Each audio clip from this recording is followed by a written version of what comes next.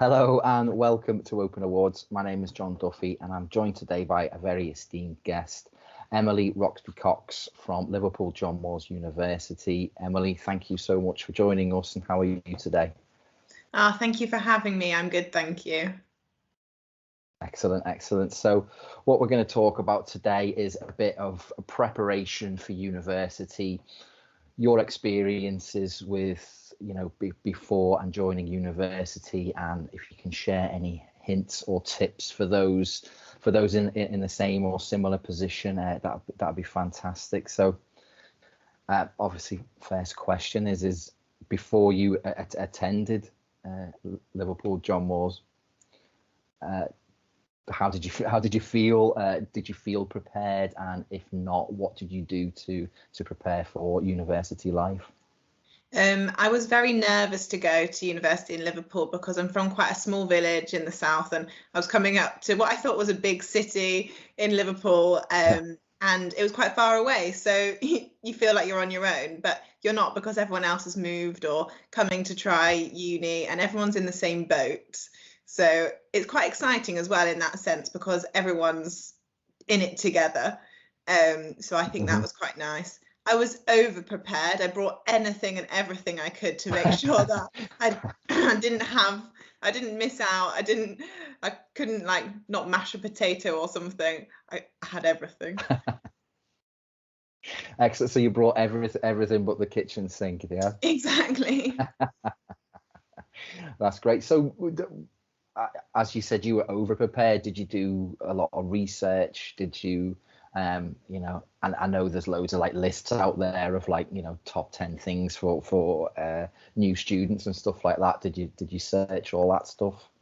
Yeah, I was searching packing lists and what I was reading all the emails that the uni sends before you go about what to do when you get there and what you need and things like that. So yes, I definitely like to feel very prepared. So I hadn't forgotten anything. Couldn't pop home for it, so I had to have it with me.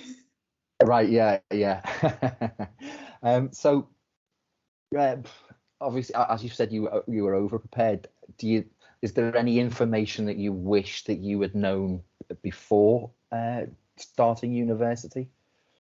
Probably that there's always people to help. If you don't have something, right, you're not going anywhere that doesn't have shops, so it's okay. And everyone's really understanding that going to university is a really big thing and a big change, and it can be difficult for some people. Some people thrive, and so it's absolutely fine. However you feel, someone will always be there to help or just answer a question or help you find something.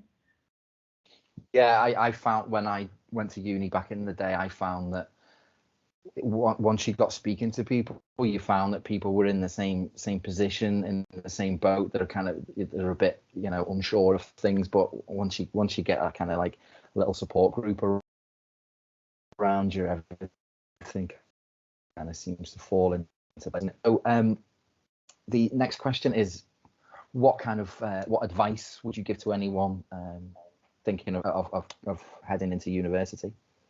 I think my first piece of advice would probably be to ask questions.